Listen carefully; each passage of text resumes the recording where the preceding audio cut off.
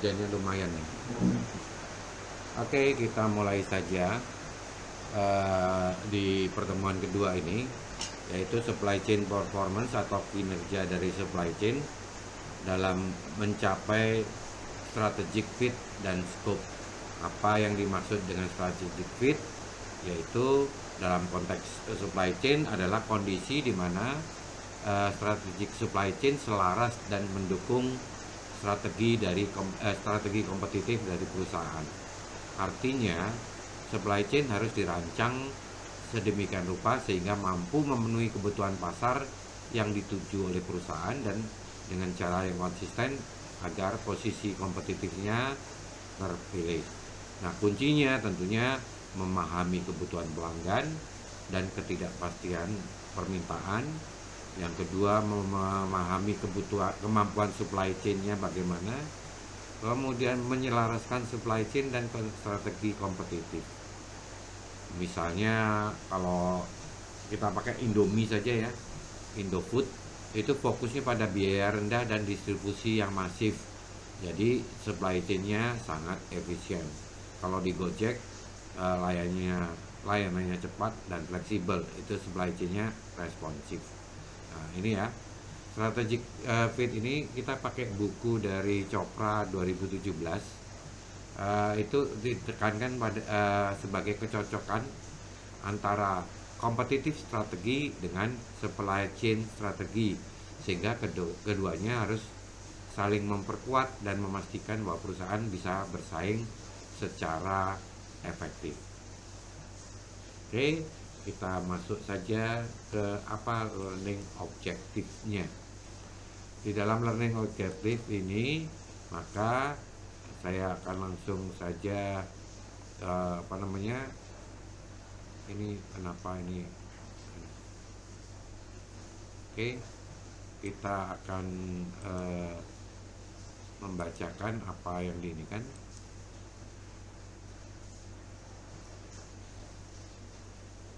Pada bab ini, kita memiliki beberapa tujuan pembelajaran penting. Pertama, kita akan membahas mengapa pencapaian strategic fit sangat penting bagi keberhasilan perusahaan secara keseluruhan. Perusahaan tidak hanya perlu memiliki strategi bersaing yang baik, tetapi juga harus memastikan strategi rantai pasoknya selaras dengan strategi tersebut.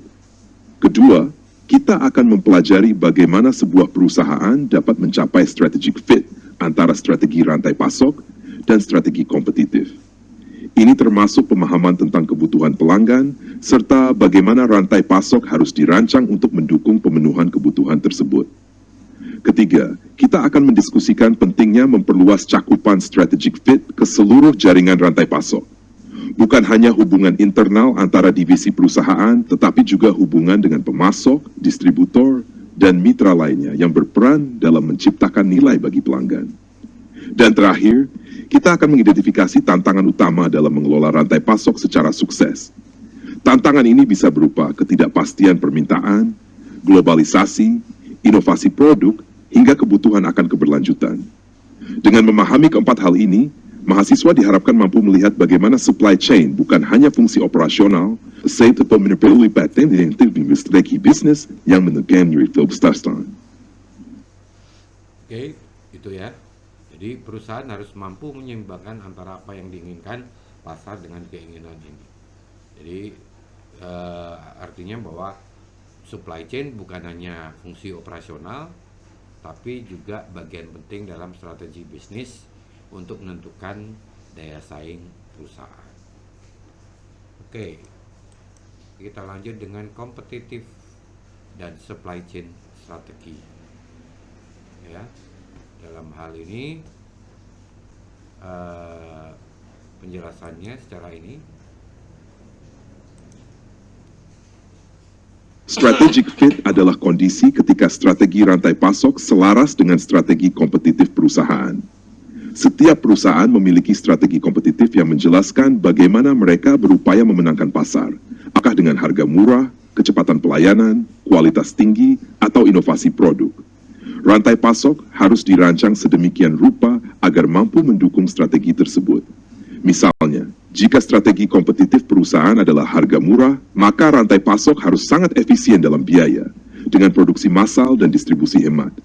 Namun, jika strategi kompetitifnya adalah responsiveness seperti Zara, maka rantai pasok harus fleksibel, mampu merespons tren pasar dengan cepat, walaupun biayanya lebih tinggi.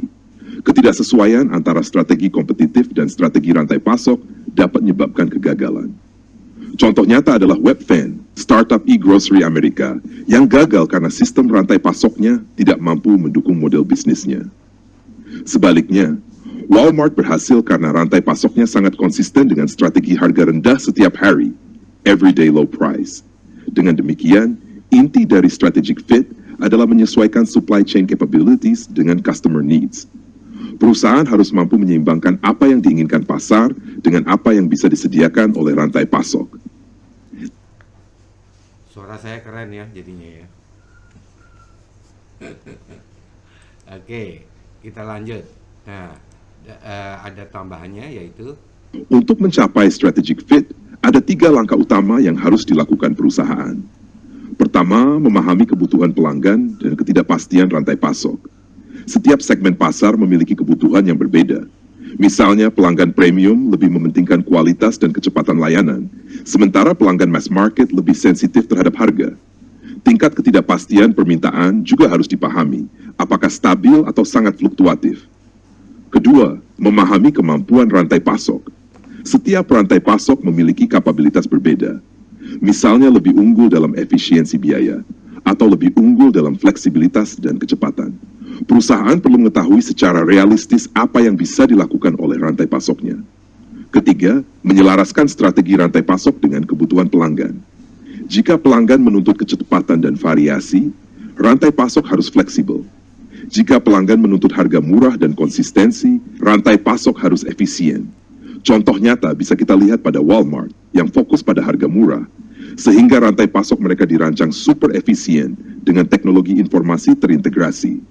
Sebaliknya, Zara menyesuaikan rantai pasoknya agar sangat responsif, sehingga bisa menghadirkan desain baru hanya dalam hitungan minggu.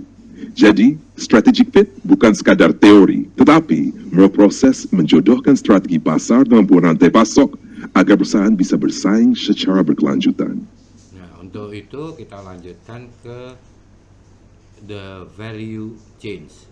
Jadi finance, accounting, information technology, dan human resource, mulai dari produk baru sampai service. Nah, gambar ini menjelaskan tentang Gambar ini menunjukkan konsep value chain atau rantai nilai yang menggambarkan bagaimana sebuah perusahaan menciptakan nilai dari aktivitas-aktivitas internalnya. Value chain terdiri dari 5 aktivitas utama. Pertama, new product development, yaitu proses merancang dan mengembangkan produk baru yang mampu memenuhi kebutuhan pelanggan. Tanpa inovasi produk, perusahaan akan kesulitan bersaing. Kedua, marketing and sales, yang berfungsi memperkenalkan produk ke pasar dan meyakinkan pelanggan untuk membeli. Aktivitas ini mencakup promosi, pricing, dan strategi distribusi ke pasar sasaran.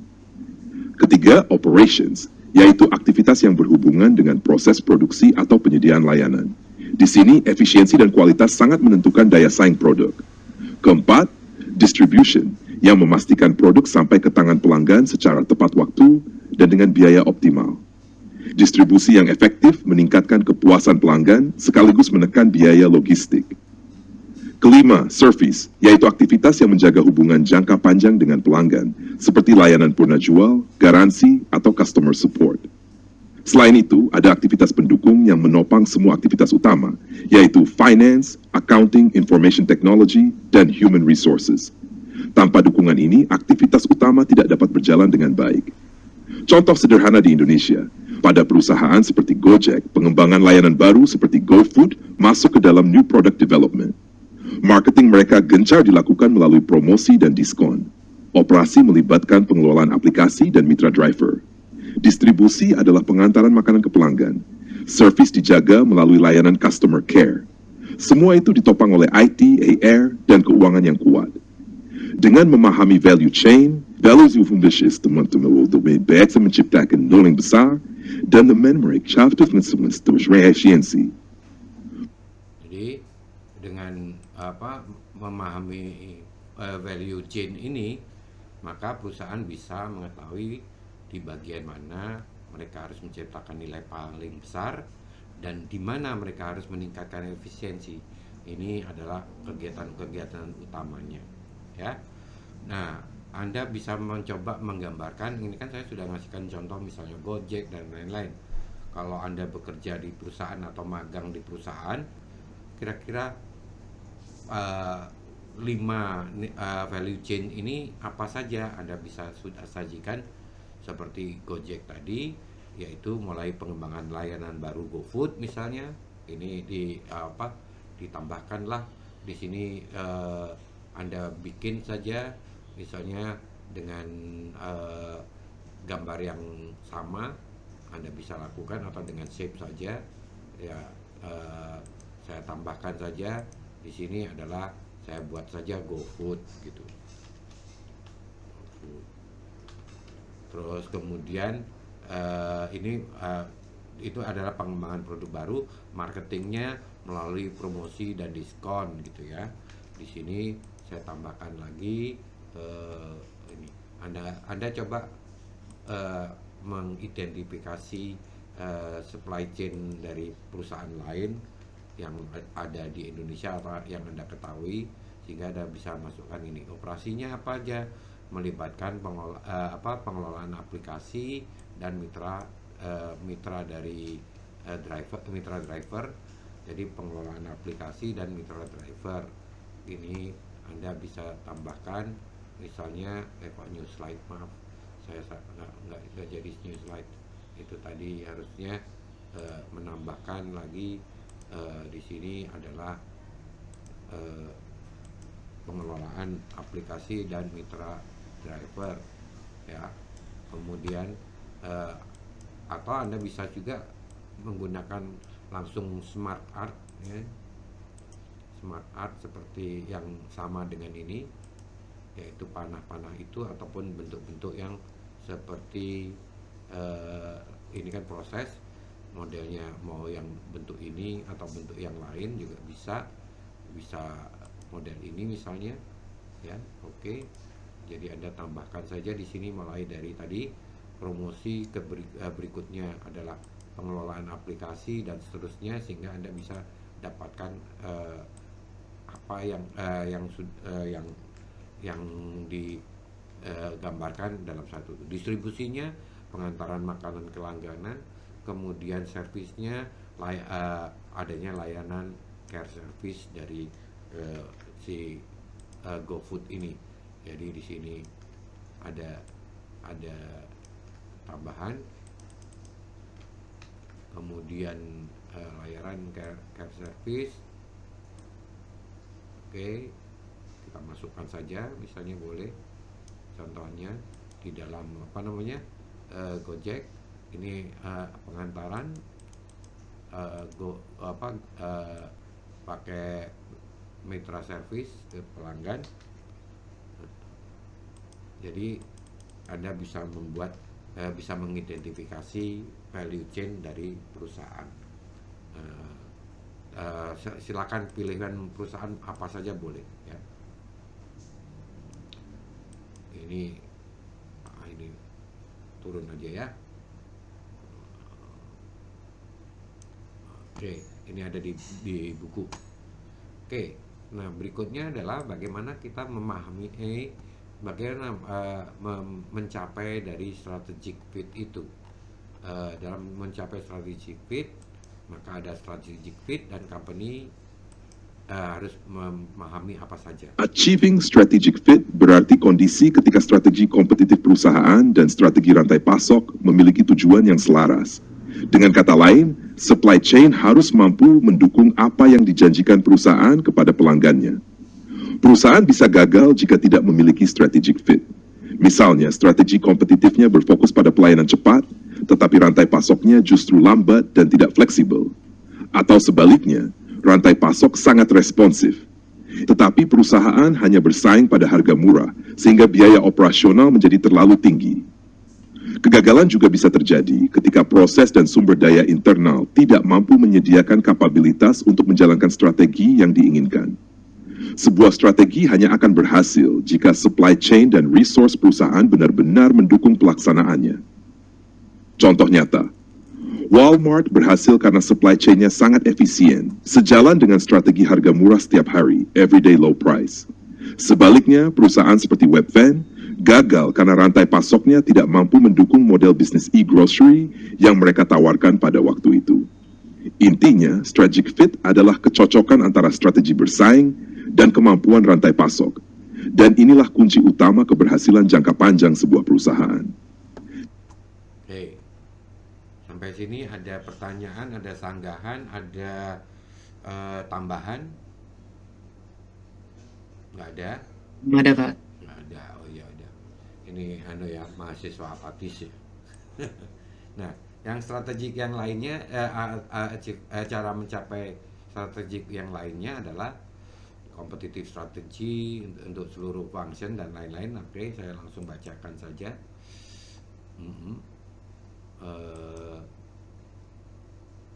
Strategi kompetitif perusahaan dan semua strategi fungsional harus saling mendukung, sehingga terbentuk sebuah strategi menyeluruh yang terkoordinasi. Setiap fungsi dalam perusahaan, mulai dari pemasaran, operasi, keuangan, hingga sumber daya manusia, harus menyusun proses dan sumber dayanya agar sesuai dengan arah strategi tersebut. Tanpa keselarasan, strategi tidak akan bisa dieksekusi dengan baik. Selain itu, desain keseluruhan supply chain dan peran setiap tahap di dalamnya harus diselaraskan untuk mendukung strategi rantai pasok. Pemasok, pabrik, distributor, retailer, hingga penyedia layanan logistik semuanya perlu memiliki peran yang jelas dan terintegrasi. Contoh nyata adalah Zara yang strategi kompetitifnya adalah kecepatan merespons tren.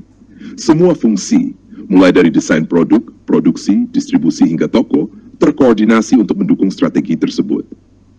Begitu juga supply chain mereka, dari pemasok kain di Eropa hingga toko retail, dirancang untuk mencapai respons cepat. Hal ini menunjukkan bahwa keberhasilan perusahaan tidak hanya bergantung pada strategi kompetitif, tetapi juga pada koordinasi lintas fungsi dan integrasi supply chain.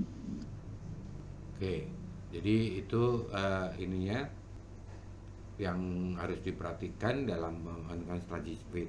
Nah, kalau Anda ingin contoh lainnya dalam achieving strategy fit, misalnya contoh Indonesia ya.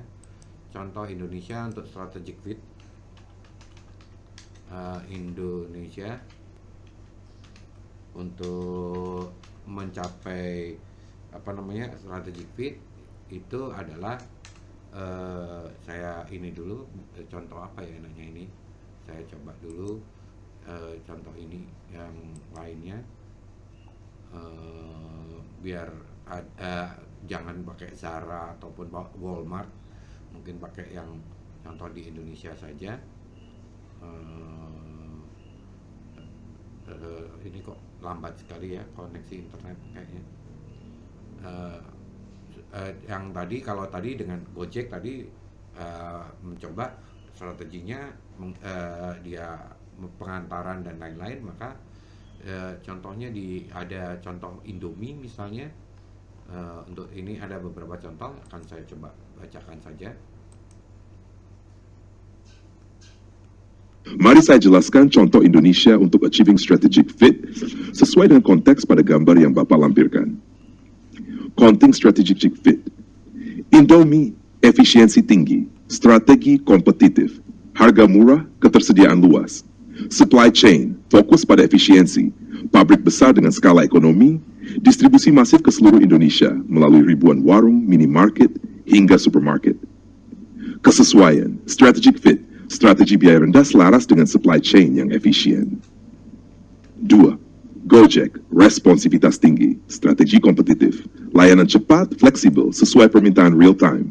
Supply chain, teknologi aplikasi untuk menghubungkan mitra, driver, dan konsumen secara instan, sistem alokasi order dinamis, pembayaran digital, GoPay. Kesesuaian, strategi diferensiasi berbasis layanan cepat, kocok dengan supply chain yang responsif. 3. Tokopedia, hybrid, efisiensi, responsivitas. Strategi kompetitif, variasi produk luas, plus harga kompetitif. Supply chain, memanfaatkan jaringan gudang pintar, fulfillment centers, untuk barang fast move responsif, tapi juga mengandalkan penjual individu untuk produk lainnya. Kesesuaian, perpaduan antara efisiensi dan responsivitas untuk menyesuaikan karakteristik produk. Intinya, perusahaan di Indonesia yang berhasil adalah mereka yang mampu menyelaraskan strategi bersaing dengan desain supply chain-nya. Jika tidak ada kesesuaian, perusahaan bisa gagal. Misalnya, jika perusahaan mencoba bersaing lewat layanan cepat, tetapi supply chain-nya kaku dan lambat, tidak ada strategic fit. Jadi itu maksudnya ya. Nanti saya tambahkan ke dalam PowerPoint yang ada di e-learning itu tadi. Nah, bagaimana how is strategic fit achieved? Bagaimana caranya mencapainya? Maka untuk mencapainya,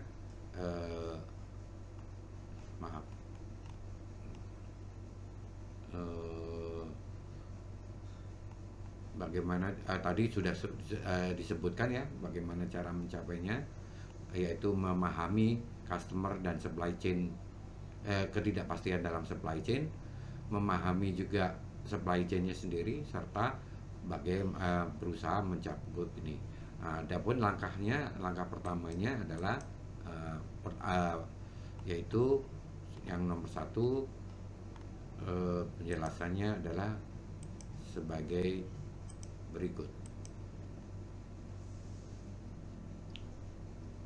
Gambar ini memperlihatkan hubungan antara uncertainty permintaan pelanggan dengan responsiveness dari rantai pasok. Semakin tinggi ketidakpastian permintaan, semakin besar kebutuhan perusahaan untuk memiliki rantai pasok yang responsif. Responsiveness artinya supply chain mampu menyesuaikan diri dengan cepat terhadap perubahan pasar, baik perubahan volume permintaan, variasi produk, maupun kecepatan layanan. Nah, untuk itu maka langkah-langkahnya yang harus dibinikan adalah untuk mencapai strategic fit, perusahaan perlu menyeimbangkan dua hal penting, kebutuhan pelanggan dan kemampuan supply chain. Langkah pertama adalah memahami dengan jelas uncertainty dari permintaan pelanggan. Ada produk yang permintaannya stabil dan dapat diprediksi, seperti kebutuhan pokok harian. Namun ada juga produk dengan permintaan sangat tidak pasti, seperti fashion musiman atau gadget baru. Langkah kedua adalah memahami kemampuan supply chain. Supply chain bisa dirancang sangat efisien, dengan biaya rendah namun kurang fleksibel. Atau bisa juga dirancang sangat responsif, cepat beradaptasi dengan perubahan, tetapi dengan biaya yang lebih tinggi. Strategic fit dicapai ketika supply chain didesain sesuai dengan kebutuhan pelanggan. Jika pelanggan menuntut harga murah dan produk standar, supply chain harus efisien. Sebaliknya, jika pelanggan menuntut variasi dan kecepatan respon, supply chain harus responsif. Contoh, Walmart berhasil karena supply chain mereka sangat efisien, sesuai dengan strategi kompetitif harga murah. Sementara Zara berhasil karena supply chain mereka sangat responsif, sesuai dengan strategi mengikuti tren fashion cepat. Oke, jadi oleh karena itu, maka langkah ini kita harus paham tentang dua hal ini, yaitu demand uncertainty dan uncertainty of customer demand of product. Kalau di penjelasan bahasa Indonesia saja, Demand uncertainty berarti ketidakpastian permintaan dari pelanggan terhadap suatu produk. Misalnya, berapa banyak yang akan dibeli, kapan dibeli, dan varian mana yang akan dipilih. Produk kebutuhan pokok seperti beras atau sabun biasanya memiliki demand uncertainty rendah, sementara produk fashion atau gadget baru memiliki demand uncertainty tinggi. Sementara itu, ada konsep implied demand uncertainty, yaitu ketidakpastian yang harus ditanggung supply chain sebagai akibat dari porsi permintaan yang dilayani dan atribut layanan yang diinginkan pelanggan. Misalnya, jika pelanggan menginginkan waktu pengiriman yang sangat cepat, variasi produk yang luas, atau kualitas yang tinggi, maka tingkat implied demand uncertainty supply chain akan meningkat.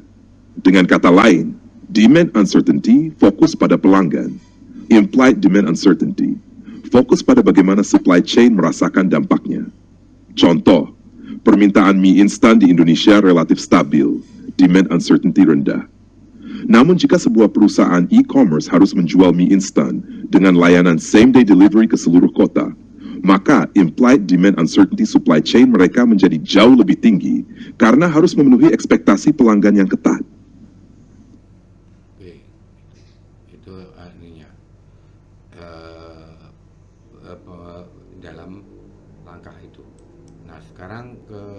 kita masuk ke customer need dan implied demand. Mari kita ini kan implied demand dan other atributnya nanti berikutnya ada ini.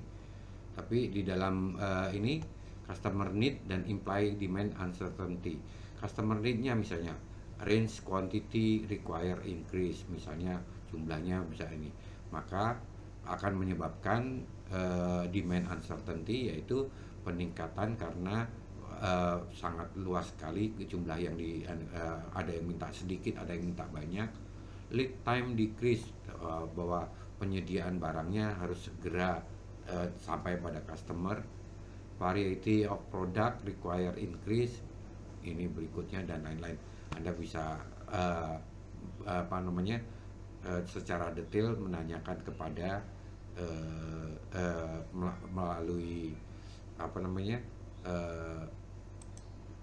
Anda tinggal copy isinya ini, masukkan ke Google Gemini atau chat, Anda akan mendapatkan penjelasannya secara detail.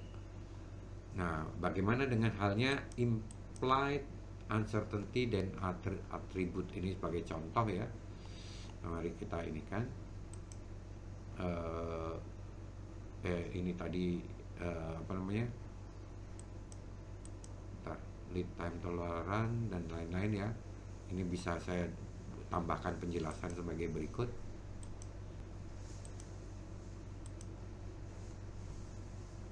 Selain ketidakpastian permintaan, supply chain juga menghadapi implied uncertainty yang dipengaruhi oleh berbagai atribut kebutuhan pelanggan. Implied uncertainty meningkat ketika pelanggan menginginkan lebih banyak pilihan, waktu pengiriman lebih singkat, atau tingkat layanan yang lebih tinggi. Dengan kata lain, semakin tinggi ekspektasi pelanggan terhadap fleksibilitas dan kecepatan, semakin besar ketidakpastian yang harus ditanggung supply chain. Beberapa atribut yang memengaruhi implied uncertainty antara lain: variety of products offered, semakin banyak variasi, semakin tinggi ketidakpastiannya. Service level required, semakin tinggi tingkat layanan yang diharapkan, semakin besar tantangannya. Rate of innovation, produk yang cepat berubah atau sering diperbarui meningkatkan ketidakpastian. Lead time tolerated by customers, semakin singkat lead time yang diterima pelanggan, semakin sulit supply chain merencanakan dengan efisien. Contoh, industri e-commerce di Indonesia. Jika sebuah marketplace seperti Tokopedia menawarkan jutaan variasi produk, pengiriman instan, dan update tren cepat, implied uncertainty supply chain mereka sangat tinggi. Sebaliknya, produsen semen atau bahan bangunan dengan variasi terbatas dan permintaan stabil menghadapi implied uncertainty yang jauh lebih rendah. Artinya, supply chain harus selalu dirancang sesuai dengan atribut kebutuhan pelanggan, bukan hanya sedev der Zimphonemen. Ya, itu ya.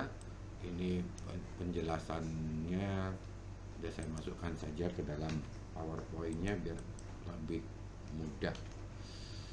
Nah, ini contoh implied uncertainty dan atribut lainnya. Jadi di sini penjelasannya adalah sebagai berikut. Tabel ini, Table 22, memperlihatkan perbedaan karakteristik antara produk dengan low implied uncertainty dan produk dengan high implied uncertainty.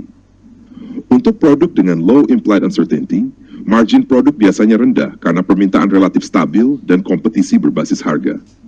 Rata-rata kesalahan peramalan hanya sekitar 10%, tingkat stock out rendah antara 1% hingga 2%, dan hampir tidak ada markdown di akhir musim.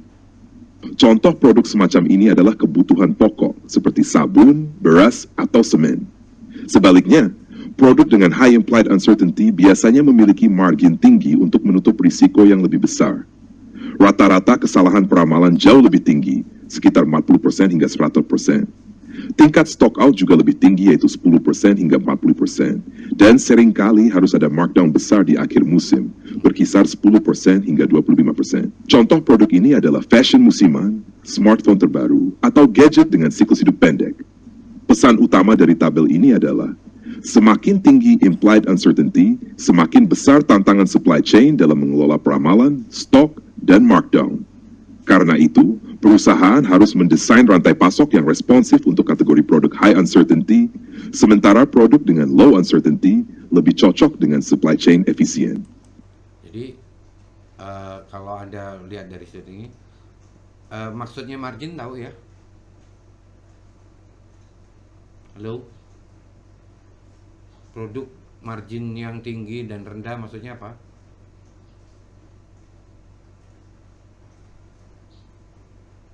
Ada yang bisa jawab?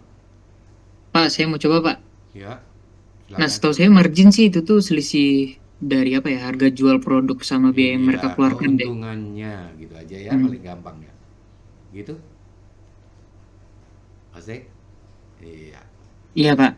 Jadi produk marginnya rendah kan, kalau kayak misalnya jualan beras, jualan semen itu keuntungannya rendah. Ya, tapi forecast errornya apa? Oh, kebutuhan di Jakarta sekian ton, kebutuhan di ini atau sekian bal dan lain-lain. Kalau atau beras sekian ton gitu ya. Eh, Kemungkinan stock out, kemungkinan kehabisan barang sangat rendah juga, dan ada perubahan seasonal juga sangat kecil. Sedangkan kalau produk fashion maka marginnya harus tinggi, atau makanan jadi itu aninya tinggi marginnya. Jadi keuntungannya lebih tinggi. Jadi tergantung apa yang Anda akan jual atau tawarkan kepada customer. Nah, sekarang bagaimana dengan implied uncertainty dan atribut yang lainnya untuk ini? Mari kita langsung saja ini kan.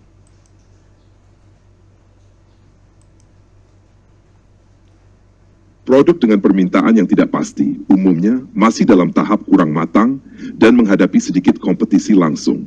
Akibatnya, margin produk ini cenderung tinggi. Sebaliknya, produk dengan permintaan stabil biasanya sudah lebih matang dan menghadapi banyak pesaing, sehingga margin lebih rendah.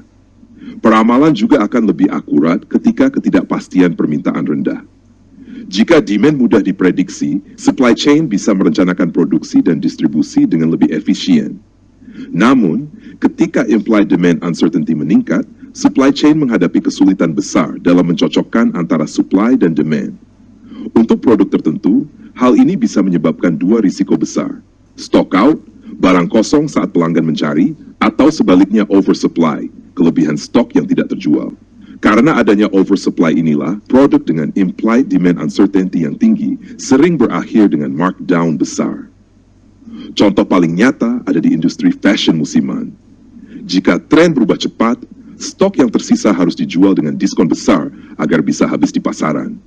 Sebaliknya, produk kebutuhan pokok seperti minyak goreng atau mie instan jarang sekali menghadapi markdown karena permintaannya stabil dan mudah diprediksi.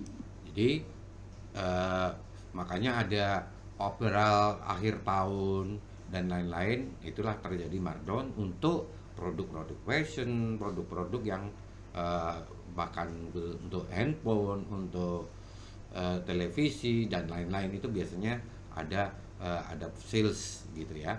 Itu markdown di situ maksudnya itu. Mari kita lihat contohnya dampak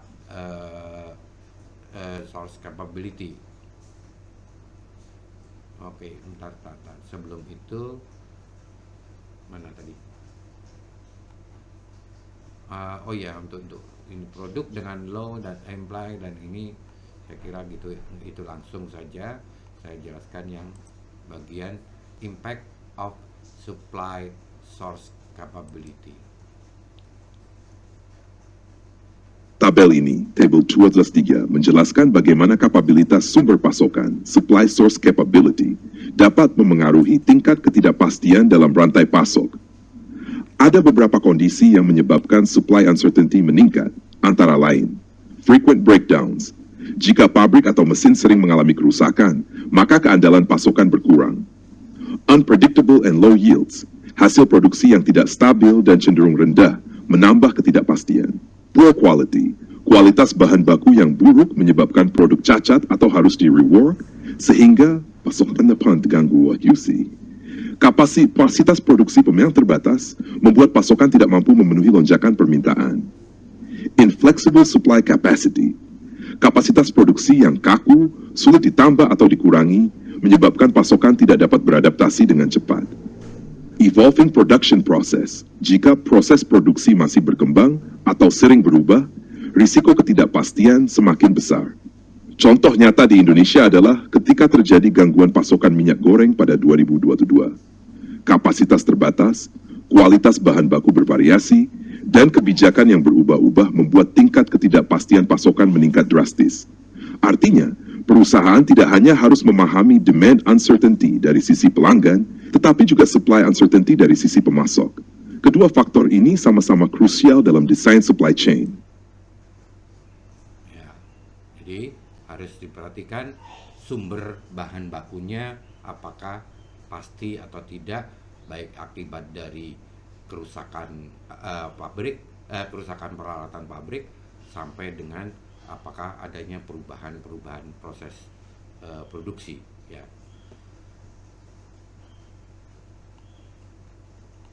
Nah, kemudian mari kita lihat ini level of selain itu tadi, mari kita lihat demand versus versus supply chain uncertainty. Ini kita bisa ini kan. Berikut diagram demand versus supply uncertainty metrics. Efficient supply chain, demand and supply stabil. Contoh Indomie. Risk hedging, supply chain, demand stabil. Supply tidak pasti. Contoh industri energi atau bahan baku tambang. Responsive supply chain, demand tidak pasti, supply stabil. Contoh Zara. Agile supply chain, demand and supply sama-sama tidak pasti. Contoh teknologi baru, startup hardware. Diagram ini membantu mahasiswa memahami tipe supply chain yang sesuai dengan tingkat ketidakpastian demand dan Supply. Oke. Nah, selanjutnya bagaimana dalam level implied demand uncertainty yang dimaksud ini? Di sini ada predictable supply chain demand, kemudian sampai ini high uncertainty of demand. Bagaimana penjelasannya? Gambar ini biar saya jelaskan termasuk dengan contoh-contohnya. Gambar ini, figur 2/2, menunjukkan tingkatan implied demand uncertainty dari produk yang paling stabil hingga yang paling tidak pasti. Di sisi kiri, ada produk dengan supply dan demand yang bisa diprediksi. Contohnya adalah garam di supermarket. Permintaan produk ini relatif stabil dari waktu ke waktu, dan proses pasokannya juga sederhana, sehingga implied uncertainty sangat rendah. Di tengah ada produk dengan ketidakpastian sedang. Misalnya, model mobil yang sudah ada. Permintaan mobil bisa berubah karena tren, ekonomi, atau kompetisi, tetapi masih dalam kisaran yang dapat diprediksi. Supply chain di sini menghadapi tantangan, namun masih bisa dikelola dengan baik. Di sisi kanan, terdapat produk dengan supply dan demand yang sangat tidak pasti. Contohnya adalah perangkat komunikasi baru seperti smartphone generasi baru. Permintaan bisa sangat tinggi atau justru rendah tergantung penerimaan pasar. Supply chain juga sering menghadapi kendala karena teknologi masih baru, komponen masih terbatas, dan proses produksi masih berkembang. Garis kontinum ini menunjukkan bahwa semakin ke kanan, semakin tinggi implied demand uncertainty. Semakin tinggi ketidakpastian, semakin responsif supply chain yang dibutuhkan. Sebaliknya, semakin ke kiri, supply chain bisa lebih menekankan efisiensi biaya. Contoh Indonesia, produk stabil, beras, minyak goreng, atau air mineral. Produk ketidakpastian sedang, mobil Toyota Avanza atau Honda Brio. Produk ketidakpastian tinggi, gadget baru seperti HP lipat Samsung atau iPhone edisi terbaru. Ya, itu bisa diinikan. Contohnya Anda bisa cari yang lain lagi. Nah, kita lanjut ke langkah kedua dari memahami kapasitas supply chain. Apa itu yang dimaksudnya? Yaitu bagaimana perusahaan memenuhi. Langkah kedua dalam mencapai strategic fit adalah memahami kapabilitas supply chain. Pertanyaannya, bagaimana perusahaan dapat memenuhi permintaan pelanggan dengan cara terbaik? Di sini, konsep yang penting adalah supply chain responsiveness, yaitu kemampuan rantai pasok untuk merespons berbagai kebutuhan pasar. Responsiveness mencakup beberapa aspek. Mampu menangani variasi kuantitas yang besar, artinya supply chain bisa fleksibel jika permintaan melonjak tiba-tiba atau justru turun drastis. Memenuhi lead time yang singkat, supply chain harus mampu mengirim produk lebih cepat ketika pelanggan menginginkan layanan instan. Mengelola beragam variasi produk. Semakin banyak variasi produk, semakin besar tuntutan pada supply chain. Membangun produk yang sangat inovatif. Supply chain harus mendukung proses pengembangan dan peluncuran produk baru dengan cepat. Mencapai tingkat layanan yang sangat tinggi, termasuk keandalan pengiriman, ketersediaan produk, dan kepuasan pelanggan. Contoh nyata di Indonesia adalah Zara, melalui franchise di mall besar, yang mampu meluncurkan desain baru setiap 2 minggu. Responsiveness mereka terlihat dari kemampuan merespons tren fashion dengan cepat, mengelola banyak varian produk, dan menjaga stok selalu segar di toko. Sebaliknya, perusahaan seperti Indofood lebih fokus pada efisiensi daripada responsiveness. Karena permintaan produk mie instan relatif stabil dan lebih mudah diprediksi. Oke, ya, ini adalah ini. Sedangkan yang berikutnya, responsiveness at cost dan lain-lain, mari kita ini kan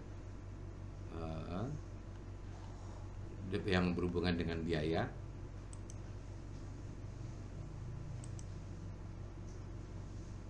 Responsiveness dalam supply chain selalu ada biayanya. Semakin responsif suatu rantai pasok, semakin besar pula biaya yang harus ditanggung. Di sisi lain, ada konsep supply chain efficiency, yaitu kebalikan dari biaya. Supply chain dianggap efisien ketika biaya produksi dan distribusi ke pelanggan bisa ditekan serendah mungkin. Namun, ada trade-off penting. Semakin tinggi tingkat responsiveness yang diinginkan, semakin tinggi pula biaya yang harus dikeluarkan. Misalnya, menyediakan layanan pengiriman same day akan jauh lebih mahal dibandingkan pengiriman reguler 3 hari. Untuk menggambarkan hal ini, digunakan kurva yang disebut Cost Responsiveness Efficient Frontier. Kurva ini menunjukkan batas minimum biaya yang mungkin dicapai untuk setiap tingkat responsiveness tertentu. Jika sebuah perusahaan beroperasi di atas kurva ini, berarti supply chain mereka tidak efisien karena membayar lebih mahal daripada yang seharusnya untuk tingkat responsiveness yang sama. Contoh di Indonesia, JNE Regular lebih efisien, biaya rendah, lead time lebih lama. GoSend, Grab Express, Instant sangat responsif, barang sampai dalam hitungan jam, tapi dengan biaya yang jauh lebih tinggi. Intinya, perusahaan harus memilih posisi yang tepat di antara efisiensi dan responsiveness sesuai dengan strategi bersaing mereka. Ya, ini gambar ini bisa dijelaskan sebagai berikut. Gambar ini, figure 2 Yusudia, menunjukkan konsep cost responsiveness efficient frontier. Sumbu horizontal menggambarkan biaya dari tinggi ke rendah, sementara sumbu vertikal menggambarkan responsiveness dari rendah ke tinggi.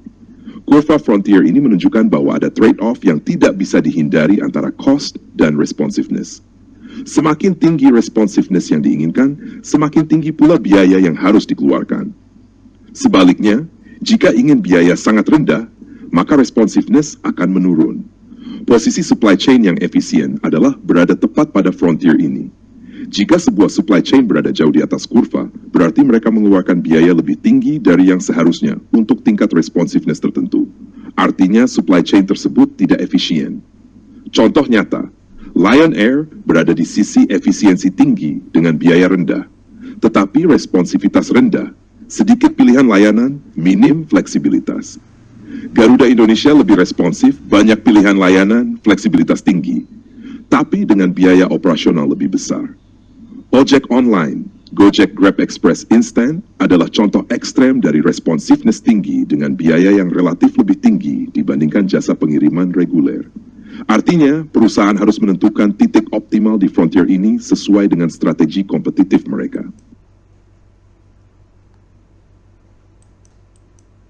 Nah, dalam bentuk spektrumnya, sebelum ke sana ada contoh ini ya, yang menunjukkan untuk Indomie dan lain-lain. Maka cost responsiveness-nya ini Eh, saya kasih contoh-contohnya. Grafik ini menunjukkan posisi beberapa contoh perusahaan dalam cost responsiveness efficient frontier. Indomie sangat efisien, biaya rendah, demand stabil, responsivitas rendah. Zara sangat responsif, mampu cepat menyesuaikan tren fashion dengan biaya lebih tinggi. JNE berada di tengah, kombinasi antara efisiensi dan responsivitas, layanan regular service. Gojek Instant sangat responsif, pengiriman cepat, jam yang sama, tapi biaya tinggi.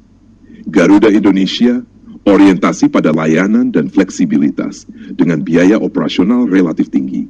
Diagram ini memperlihatkan bahwa tidak ada supply chain yang bisa murah sekaligus super responsif. Setiap perusahaan harus memilih posisi yang sesuai dengan strategi kompetitifnya. Oke ya, itu ya contoh-contohnya. Mari kita yang berikutnya, responsiveness spectrum, yaitu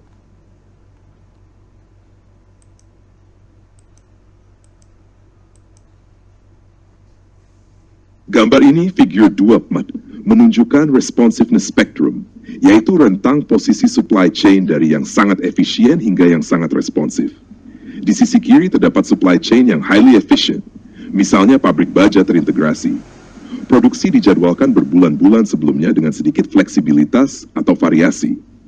Fokusnya adalah efisiensi biaya, bukan kecepatan merespons perubahan pasar. Bergerak sedikit ke kanan, ada supply chain yang somewhat efficient, seperti Hanes Apparel, produsen pakaian tradisional yang memproduksi untuk stok. Lead time produksinya beberapa minggu dengan fleksibilitas yang terbatas. Di tengah ada supply chain yang somewhat responsive, seperti industri otomotif. Mereka mampu memproduksi banyak variasi produk dalam jangka waktu beberapa minggu. Supply chain ini lebih responsif dibanding industri baja atau pakaian dasar, tapi tetap harus mempertahankan efisiensi. Di sisi paling kanan, ada supply chain yang highly responsive. Contohnya 7-Eleven Jepang. Mereka mampu mengubah campuran barang dagangan berdasarkan lokasi toko dan bahkan waktu dalam sehari. Responsivitas seperti ini membutuhkan sistem informasi canggih, logistik yang cepat, dan koordinasi yang kuat. Contoh Indonesia dalam spektrum ini, industri semen highly efficient. Produsen baju mass market, misalnya GT Men, somewhat efficient. Industri otomotif, Honda di Indonesia, somewhat responsive. Alfamart Indomaret dengan big data dan manajemen stok harian mendekati highly responsive. Spektrum ini membantu perusahaan menilai di mana posisi mereka dan apakah sudah sesuai dengan kebutuhan pelanggan yang mereka layani. Oke. Nah, kemudian yang ketiga adalah bagaimana kita mencapai strategic fit di langkah ketiga. Maka dapat diinikan mulai memastikan bahwa Langkah ketiga dalam mencapai strategic fit adalah memastikan bahwa seluruh elemen rantai pasok bekerja selaras dengan tingkat ketidakpastian yang dihadapi. Pertama, perusahaan harus memastikan bahwa tingkat responsiveness supply chain konsisten dengan implied uncertainty. Jika pasar memiliki ketidakpastian tinggi, supply chain harus lebih responsif. Jika pasar stabil, supply chain harus lebih efisien. Kedua, perusahaan perlu menetapkan peran yang jelas di setiap tahap supply chain. Misalnya, pemasok bahan baku harus fokus pada stabilitas dan efisiensi, sementara retailer mungkin harus lebih responsif terhadap perubahan permintaan pelanggan. Ketiga, semua fungsi internal perusahaan harus memiliki strategi yang konsisten dengan strategi kompetitif. Marketing, operasi, keuangan, hingga IT tidak boleh jalan sendiri-sendiri, melainkan harus mendukung arah strategi yang sama. Contoh nyata, Zara menetapkan pabrik di Eropa untuk produk dengan demand tidak pasti lebih responsif, dan pemasok Asia untuk produk basic lebih efisien. Di Indonesia, Alfamart menempatkan gudang regional agar distribusi lebih cepat. Sementara di sisi lain, mereka tetap menjaga efisiensi logistik dengan sistem perencanaan terpusat. Intinya, strategic fit hanya bisa tercapai jika ada kesesuaian antara implied uncertainty, peran tiap tahap supply chain, dan strategi sebuah fungsi internal.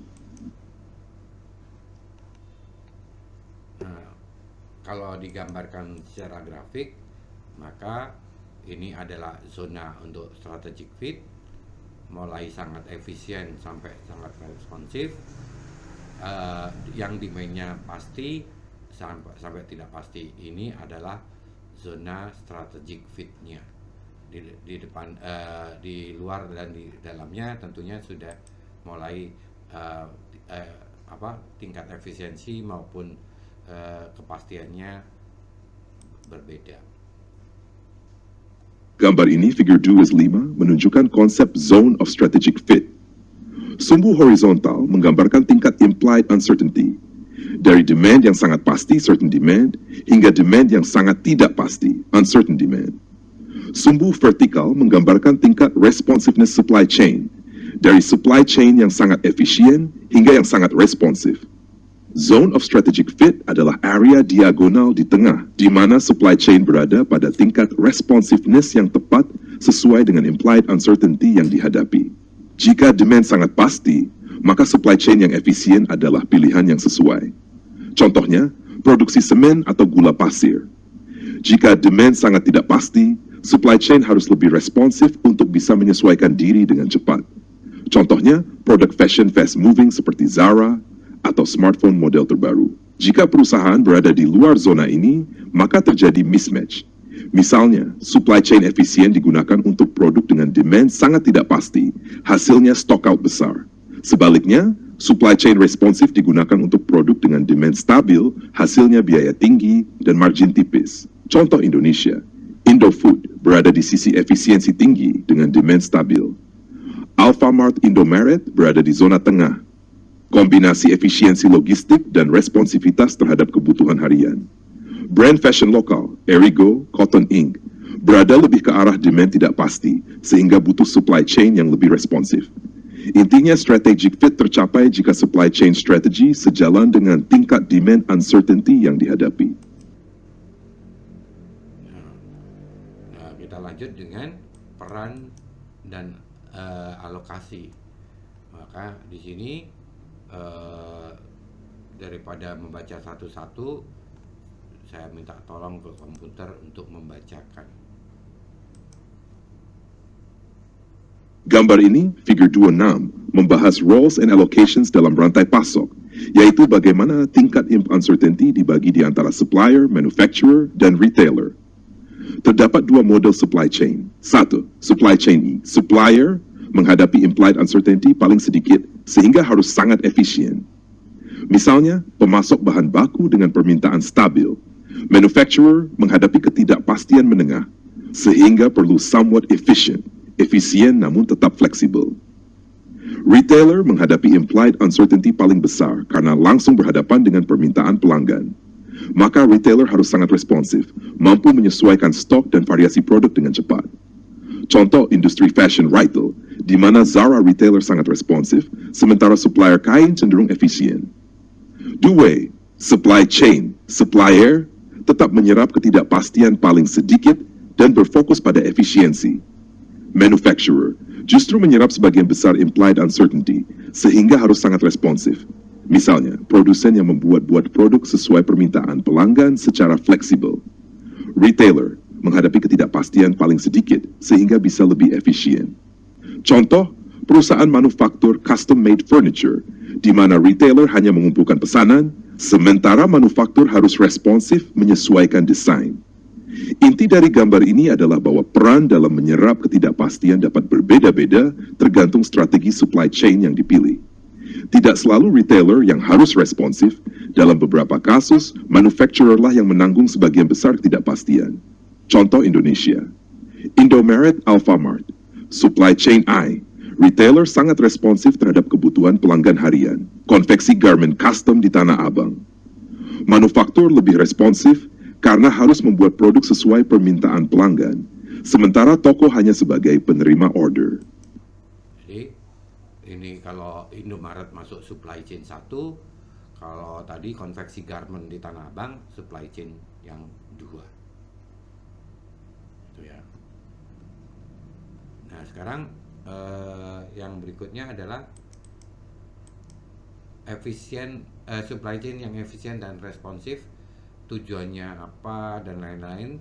Kemudian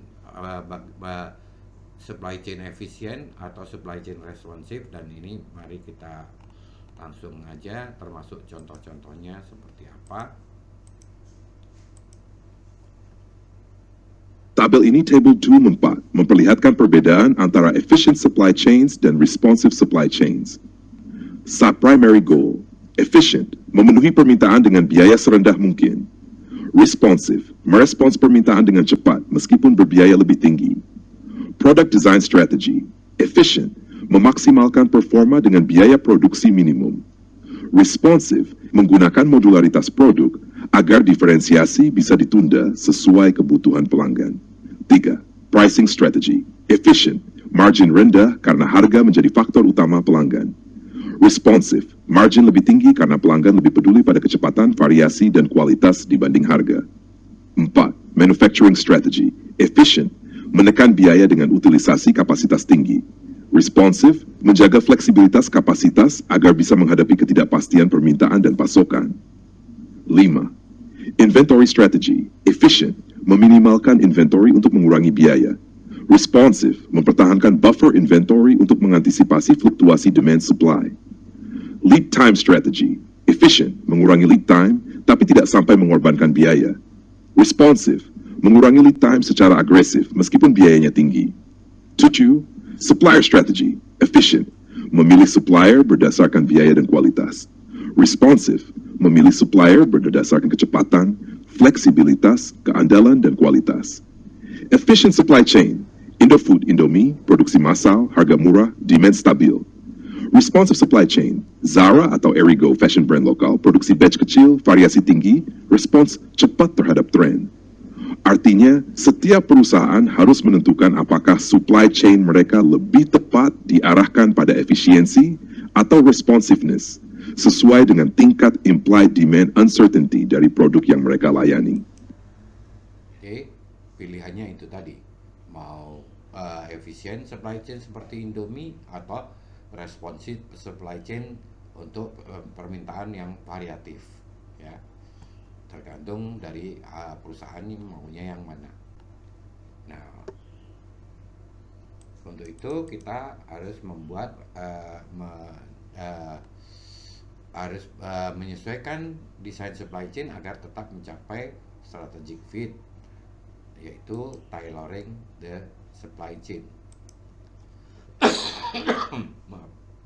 Tailoring the supply chain berarti menyesuaikan desain supply chain agar tetap mencapai strategic fit, meskipun perusahaan melayani banyak segmen pelanggan dengan berbagai produk dan melalui banyak saluran distribusi.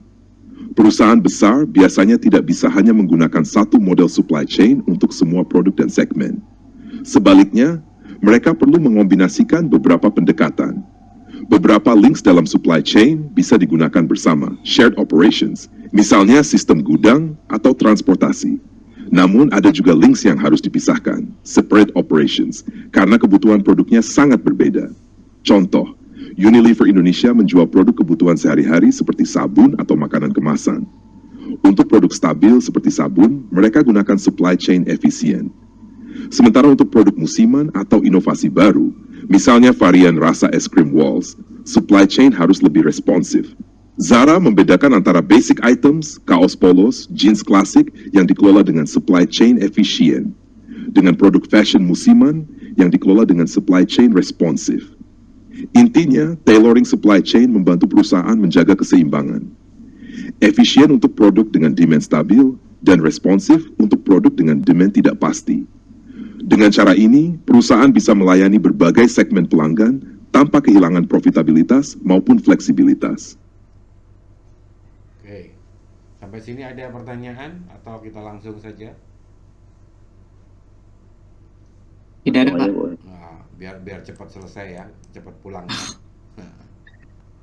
Nah, sekarang change over product life cycle. Jadi suatu perusahaan produk itu ada life cycle-nya. Nah, mari kita, kalau ada perubahan life cycle, maka ini yang harus dilakukan dalam supply chain.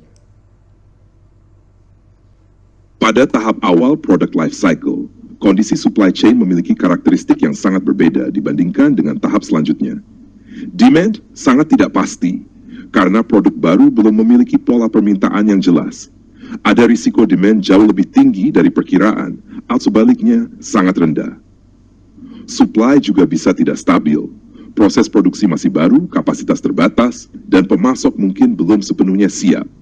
Margin produk biasanya tinggi, perusahaan bisa mematok harga premium karena produk masih unik atau inovatif.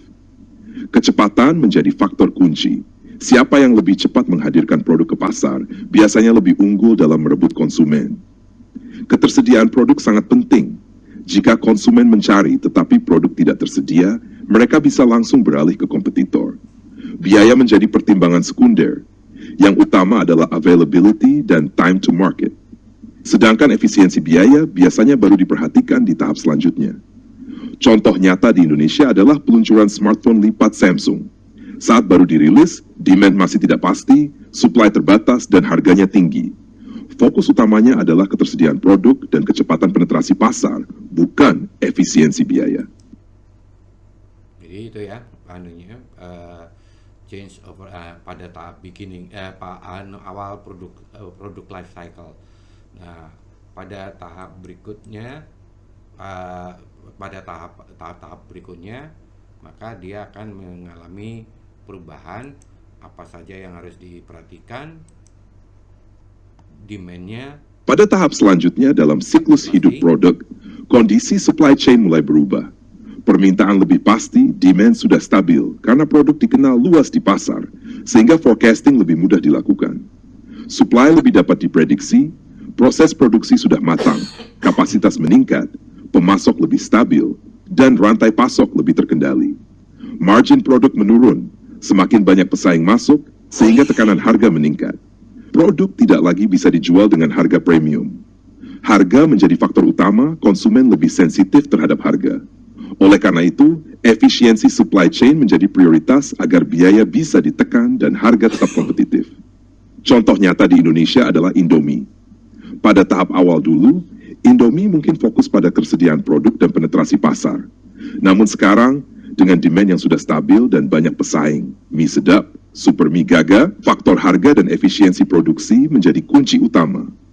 Artinya, strategi supply chain harus berubah seiring perjalanan produk. Dari responsiveness tinggi di awal menuju efisiensi tinggi di tahap selanjutnya. Jadi itu pertimbangan dalam supply chain itu harus selalu lihat pada tahap apa produknya. Nah, sekarang bagaimana kita memperluas cakupan strategi agar supply chain-nya lebih terintegrasi dan selaras. Jadi scope-nya seperti apa? Expanding strategic scope berarti memperluas cakupan strategi agar supply chain lebih terintegrasi dan selaras. Awalnya, banyak perusahaan hanya fokus pada intra-operation scope, yaitu meminimalkan biaya dalam lingkup lokal atau departemen tertentu. Misalnya, bagian produksi berusaha menekan biaya produksi tanpa memperhatikan dampaknya pada distribusi atau kepuasan pelanggan.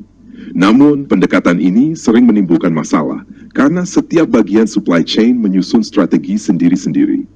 Akibatnya, tidak ada koordinasi dan tujuan tiap fungsi bisa bertentangan. Scope of strategic fit menekankan bahwa strategi supply chain harus dikembangkan secara lintas fungsi, cross-function di dalam perusahaan, dan lintas tahap, cross-stage, sepanjang rantai pasok. Dengan begitu, semua bagian memiliki tujuan yang selaras untuk mendukung strategi kompetitif perusahaan. Contoh nyata, jika bagian produksi berfokus pada biaya rendah dengan produksi massal, tetapi bagian marketing ingin menawarkan produk kustomisasi, maka akan terjadi konflik. Di Indonesia, Astra International berhasil memperluas strategic scope dengan mengintegrasikan strategi dari supplier komponen, manufaktur otomotif, hingga jaringan dealer dan bengkel resmi. Semua tahap supply chain diarahkan untuk mendukung strategi kompetitif yang sama, kualitas, ketersediaan, dan layanan purna jual. Intinya, expanding strategic scope membantu perusahaan mencapai keselarasan antar fungsi dan antar tahap supply chain, sehingga tujuan kompetitif dapat tercapai secara efektif.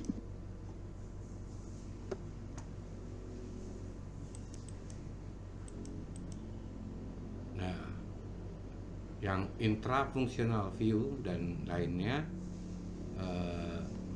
itu tadi intra-operational scope dan seterusnya. Mari kita ada bermacam-macam ininya. Dalam memperluas strategic scope, ada beberapa tingkatan yang perlu dipahami. 1. Intra-operation scope. Fokusnya sempit, hanya pada satu operasi atau departemen. Tujuannya adalah meminimalkan biaya lokal tanpa memperhatikan dampaknya pada bagian lain. Misalnya, departemen produksi menekan biaya dengan memproduksi batch besar. Padahal hal ini membuat distribusi lebih sulit dan inventory menumpuk. 2. Intra-functional scope. Di tahap ini, semua operasi dalam satu fungsi, misalnya fungsi produksi atau fungsi logistik, dikoordinasikan. Strateginya tidak lagi dibuat secara terpisah per departemen, tetapi sudah terintegrasi di dalam fungsi yang sama. Contohnya, bagian produksi mengkoordinasikan jadwal dengan bagian pengendalian kualitas dan maintenance agar biaya total produksi lebih optimal. 3. Intercompany scope. Tingkatan paling luas yaitu koordinasi lintas perusahaan dalam supply chain. Semua mitra, supplier, manufacturer, distributor, retailer, menyusun strategi yang terintegrasi dengan tujuan bersama. Fokusnya adalah mengoptimalkan total surplus supply chain, bukan hanya keuntungan masing-masing pihak. Contoh, kolaborasi Unilever dengan Indomaret Alfamart dalam perencanaan promosi dan replenishment stock agar produk selalu tersedia dengan biaya minimum. Kesimpulannya, semakin luas skop yang dicapai, semakin besar peluang perusahaan untuk mencapai strategic fit yang berkelanjutan. Dari sekadar efisiensi lokal, menuju koordinasi internal, hingga integrasi penuh lintas perusahaan dalam supply chain.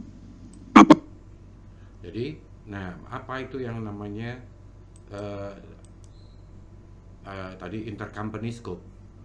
Jadi, dan agile intercompany scope. Jadi kita lihat nih. Tadi intercompany scope sudah disebut, sekarang yang intercompany scope.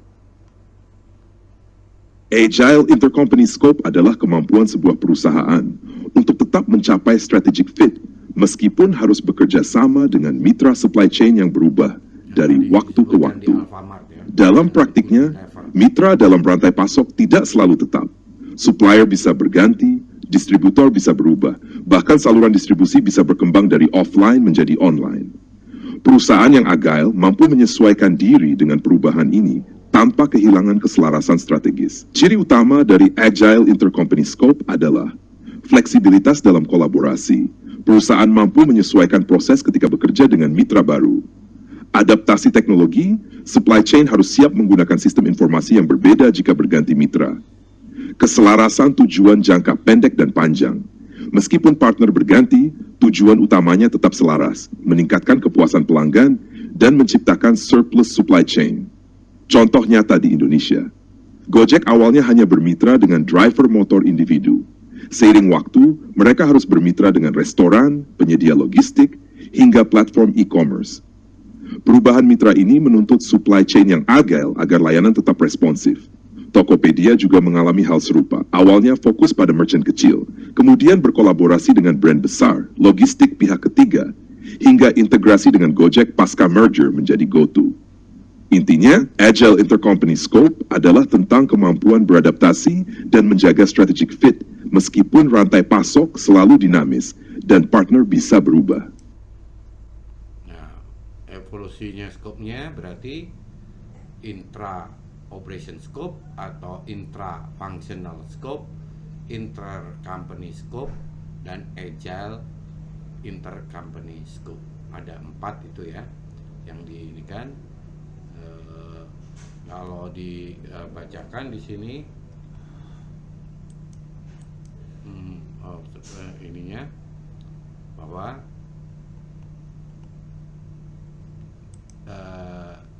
ada 4 ini. Diagram ini memperlihatkan evolusi strategic scope dalam supply chain. 1. Intra-operation scope, fokus hanya pada efisiensi lokal di satu departemen. 2. Intra-functional scope, koordinasi dalam satu fungsi, misalnya seluruh bagian produksi. 3. Intercompany scope, integrasi lintas perusahaan dalam supply chain, supplier, manufacturer, distributor, retailer. Agile intercompany scope, kemampuan menjaga strategic fit meskipun mitra supply chain berubah seiring waktu. Dengan memahami evolusi ini, mahasiswa bisa melihat bagaimana supply chain berkembang dari fokus sempit menuju fleksibilitas global yang adaptif. Apakah Bapak ingin...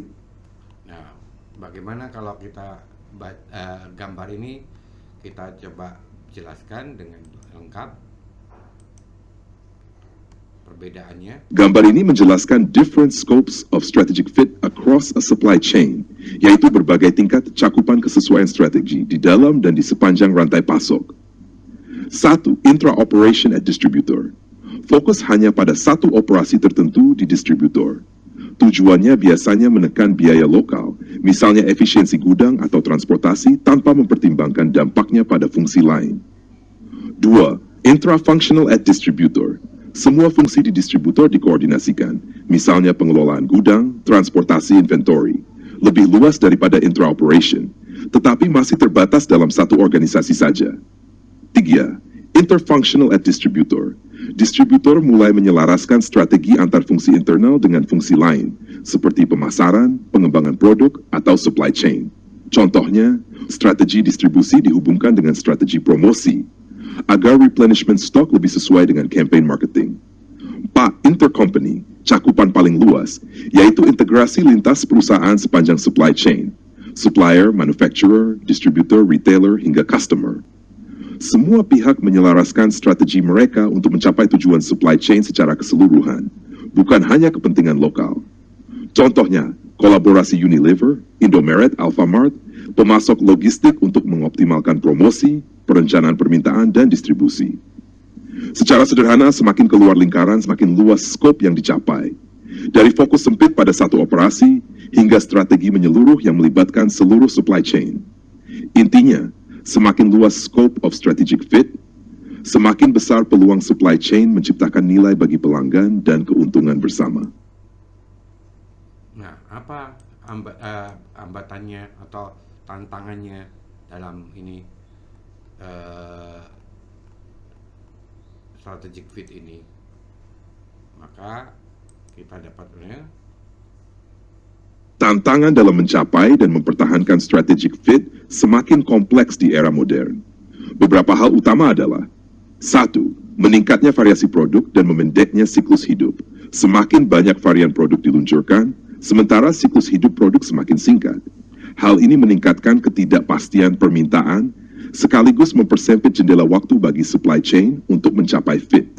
Contoh, industri smartphone di Indonesia, di mana model baru muncul hampir tiap 6 bulan, membuat stok lama cepat usang.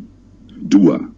Globalisasi dan meningkatnya ketidakpastian, fluktuasi kurs mata uang, perubahan permintaan global, hingga volatilitas harga minyak memengaruhi supply chain. Perusahaan global harus mampu menyesuaikan jaringan pasokan mereka dengan cepat. Contoh, perusahaan manufaktur Indonesia yang bergantung pada bahan impor dari Tiongkok harus menyesuaikan harga ketika kurs USD naik. 3. Fragmentasi kepemilikan supply chain. Perusahaan kini semakin jarang terintegrasi vertikal. Mereka mengandalkan pemasok atau distributor eksternal untuk kompetensi yang tidak dimiliki. Struktur kepemilikan baru ini membuat koordinasi lebih sulit, sehingga aligning all members of the supply chain menjadi sangat penting. Contoh, e-commerce seperti Tokopedia atau Shopee yang harus berkoordinasi dengan ribuan seller dan berbagai partner logistik. Perubahan teknologi dan lingkungan bisnis, inovasi teknologi atau perubahan kebutuhan pelanggan sering memaksa perusahaan untuk mendesain ulang supply chain mereka. Contoh, GoFood harus mengubah strategi supply chain-nya ketika tren berubah dari makanan cepat saji ke makanan sehat organik. 5. Lingkungan dan keberlanjutan. Sustainability. Isu lingkungan semakin relevan dan strategi supply chain harus mempertimbangkannya. Banyak peluang muncul dari supply chain berkelanjutan, tetapi membutuhkan koordinasi lintas anggota supply chain. Contoh, Unilever Indonesia berkomitmen menggunakan kemasan ramah lingkungan yang memaksa kolaborasi dengan supplier plastik dan distributor. Kesimpulannya, tantangan terbesar adalah bagaimana perusahaan bisa tetap agile dan kolaboratif dalam menghadapi ketidakpastian global, fragmentasi kepemilikan, perubahan teknologi, serta tuntutan keberlanjutan. Oke, sampai di situ berarti hari ini kita sudah membahas ini tadi challenge yang berikutnya, less vertical integrated dan lain-lain sudah disimpulkan. Oleh karena itu ini challenge yang berikutnya, dan kita hari ini telah mempelajari apa saja, yaitu